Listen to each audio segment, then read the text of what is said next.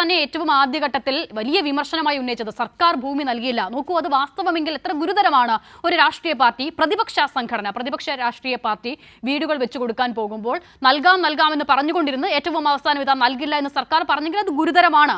അതാണ് നിങ്ങളുടെ വാദം. പക്ഷെ എന്റെ ചോദ്യം, ആ ആദ്യത്തെ മീറ്റിംഗ് ആണ്, ആദ്യത്തെ അവലോകന യോഗം മുഖ്യമന്ത്രിയുടെ അധ്യക്ഷതയിലായിരുന്നു. അതിലാണ് എങ്ങനെയാണ് ഈ പ്രൊജക്റ്റിലേക്ക് സർക്കാർ കടക്കുന്നത് എന്ന് വിശദീകരിച്ചത്. അതിൽ തന്നെ സർക്കാരിന്റെ നേതൃത്വത്തിലാണ് അവിടെ ടൗൺഷിപ്പിൽ വീടുകൾ വെക്കുന്നതെന്നും മറ്റ് സംഘടനകൾക്ക് ഡയറക്റ്റ് അവിടെ വെക്കാൻ പറ്റില്ല എന്നും അറിയിച്ചിരുന്നു. ഞങ്ങൾ എന്തുകൊണ്ടാണ് CMDRF ഫണ്ടിലേക്ക് ഞങ്ങൾ പണം നൽകാതിരുന്നതിന് CMDRF അല്ല പ്രശ്നം. അത് താങ്കളുടെ വാദം ഞാൻ അംഗീകരിച്ചു. ആർക്കും വിശ്വാസമില്ല, ഞാൻ അംഗീകരിച്ചു.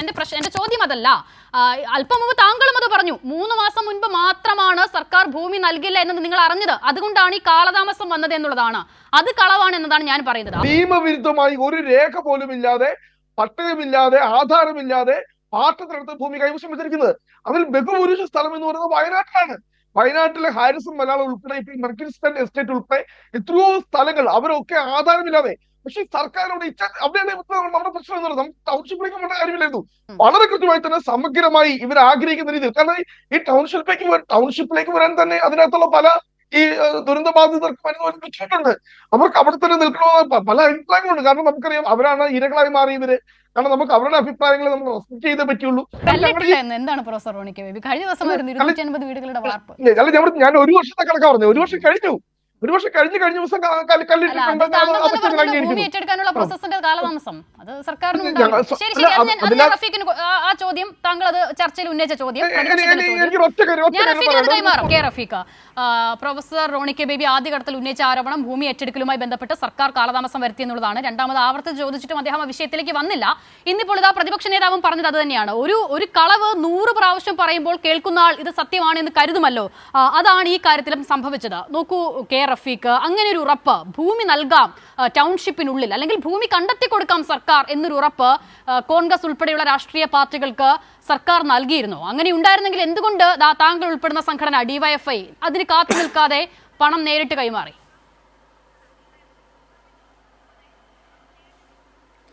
സർക്കാർ അങ്ങനെ ഒരു ഉറപ്പ് ഒരാൾക്ക് കൊടുത്തിട്ടില്ല എന്ന് മാത്രമല്ല, സർക്കാർ ഇത് സംബന്ധിച്ചുള്ള കാര്യങ്ങൾ വളരെ കൃത്യമായി വ്യക്തമായി യോഗത്തിൽ മാത്രമല്ല പരസ്യമായി ജനങ്ങളോട് പറഞ്ഞിട്ടുണ്ട്. എന്താണ് സർക്കാർ ടൗൺഷിപ്പുമായി ബന്ധപ്പെട്ടുകൊണ്ട് ഉദ്ദേശിക്കുന്നത് എന്താണെന്ന് പറഞ്ഞു.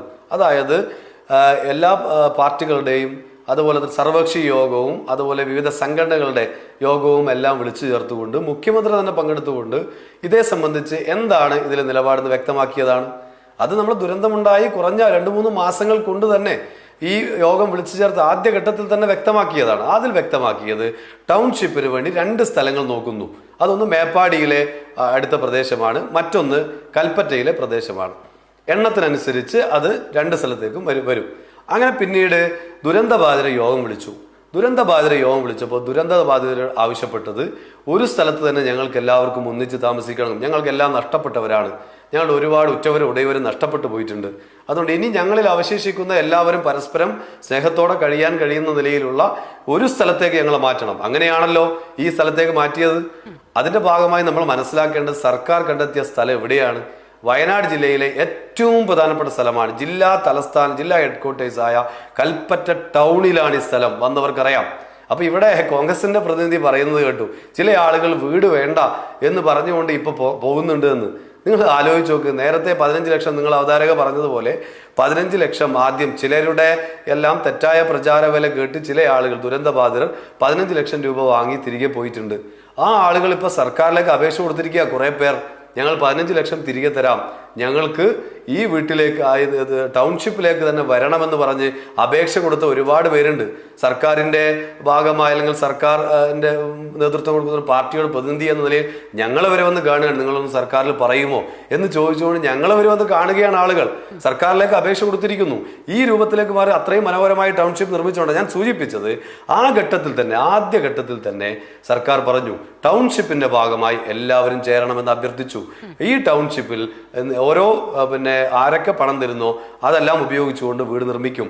അത് സ്വാഭാവികമായിട്ടും സർക്കാരാണ് നിർമ്മിക്കുക. ഇന്ന് ഡിവൈഎഫ്ഐ പണം കൊടുത്താൽ ഡിവൈഎഫ്ഐയുടെ പേരിലല്ല നിർമ്മിക്കുക, പക്ഷേ സർക്കാരാണ് നിർമ്മിക്കുക. പക്ഷെ അതിന്റെ ഇന്ന് 100 വീടുകൾ ഡിവൈഎഫ്ഐയുടെ വകയാണ് എന്നത് അവിടെ കൃത്യമായി അടയാളപ്പെടുത്തും.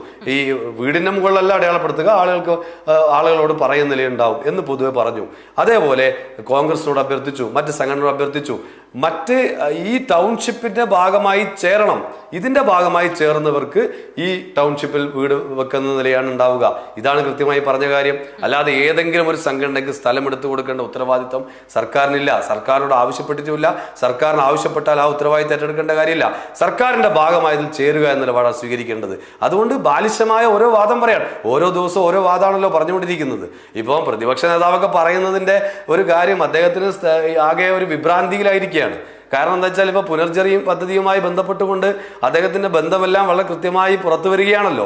അദ്ദേഹം അനധികൃതമായി വിദേശ പണം സ്വീകരിക്കുന്നതുമായി ബന്ധപ്പെട്ട് മണപ്പാട്ട് ഫൗണ്ടേഷൻ, ആ ഫൗണ്ടേഷനുമായുള്ള അദ്ദേഹത്തിന്റെ ബന്ധം ഉൾപ്പെടെ പുറത്തു വരികയാണ്. അപ്പോൾ ഇങ്ങനെയെല്ലാം വരുമ്പോൾ, അതുപോലെ തന്നെ ഈ വീട് നിർമ്മാണവുമായി ബന്ധപ്പെട്ട കാര്യങ്ങൾ വളരെ കൃത്യമായി ജനങ്ങൾക്ക് മുമ്പിൽ വരുമ്പോൾ ഇതിന് മറുപടി ഇല്ലാതാകുമ്പോൾ ഇത്തരത്തിലുള്ള വാദം ഉന്നയിക്കുകയാണ്. ഒന്ന്, ഇവിടെ പറഞ്ഞൊരു കാര്യമാണ് ദുരിതാശ്വാസ നിധിയുമായി ബന്ധപ്പെട്ടുകൊണ്ട് ഇവിടെ കാണേണ്ട വിഷയം എന്താ? സർക്കാർ ചെയ്ത പ്രവർത്തനങ്ങൾ ഇന്നും സൈറ്റിൽ ലഭ്യമാണ്. എത്ര പണം ആരിൽ നിന്നെല്ലാം വന്നു CMDRFന്റെ സൈറ്റിൽ ഇപ്പോൾ നിങ്ങൾ കയറിയാൽ കിട്ടും. അതെന്തിനൊക്കെ ചെലവഴിച്ചു സർക്കാരിന്റെ സൈറ്റിലുണ്ട്. അവിടെ അത് പറഞ്ഞുകൊണ്ടാണ് ഞാൻ ചോദിക്കുന്നത്. കോൺഗ്രസ് ഒരു ആപ്പ് ഉണ്ടാക്കിയിട്ടാണല്ലോ പണം ശേഖരിച്ചത്. ഇപ്പൊ കോൺഗ്രസിന്റെ പ്രതിനിധി പറഞ്ഞു, ഞങ്ങൾ കോൺഗ്രസിന്റെ KPCC അങ്ങ് പ്രഖ്യാപിക്കും, KPCയുടെ ആളുകൾ പറയും എന്ന രൂപത്തിലൊക്കെ പറയുന്നുണ്ട്. ഇവർ ശേഖരിച്ചത് കോൺഗ്രസിന്റെ ഫണ്ടല്ല, ഇവർ ശേഖരിച്ചത് ജനങ്ങളിൽ നിന്നാണ്. ദുരന്ത ബാധിതർക്ക് വീട് നിർമ്മിച്ചു നൽകുമെന്ന് പറഞ്ഞ് ജനങ്ങളിൽ നിന്ന് ശേഖരിച്ച ഫണ്ടാണ്. ജനങ്ങൾക്കറിയാനുള്ള അവകാശമുണ്ട്. എന്താ ഇവർ പറയാത്തത്? കോൺഗ്രസ് പാർട്ടിക്കാർക്ക് പോലും അറിയില്ലല്ലോ, കുറഞ്ഞ ആളുകൾക്കല്ലേ അറിയുള്ളൂ. ഇനി ഇവർ പറയുന്നത് ഇത്ര എമൗണ്ട് ആണെന്ന് പറയുന്നു, അത് വിശ്വസിക്കില്ലാതെ മാർഗമില്ലല്ലോ. യൂത്ത് കോൺഗ്രസിന്റെ തന്നെ പല ഘട്ടത്തിൽ പണം മാറി വന്നല്ലോ. അത് അവർ പറയുന്നത് വിശ്വസിക്കില്ലാതെ എന്ത് ചെയ്യാൻ പറ്റും? ഇവിടെ കാണേണ്ടത് ഇപ്പൊ അത് യൂത്ത് കോൺഗ്രസിന്റെ KPCC കൈമാറുന്ന പറയുന്നത്. യൂത്ത് കോൺഗ്രസിന്റെ KPCC കൈമാറുമെന്ന് പറഞ്ഞല്ല അവർ പണം ശേഖരിച്ചത്. 30 വീട് ഡിവൈഎഫ്ഐ 25 വീട് പ്രഖ്യാപിച്ചപ്പോൾ അതിനേക്കാൾ 5 എണ്ണം കൂട്ടിയടിച്ച് 30 വീട് എന്ന് പ്രഖ്യാപിച്ചവരാണ് ഇവർ. 30 വീട് പ്രഖ്യാപിച്ചാണ്. എവിടെ യൂത്ത് കോൺഗ്രസിന് 30 വീട്? സ്ഥലം എവിടെ?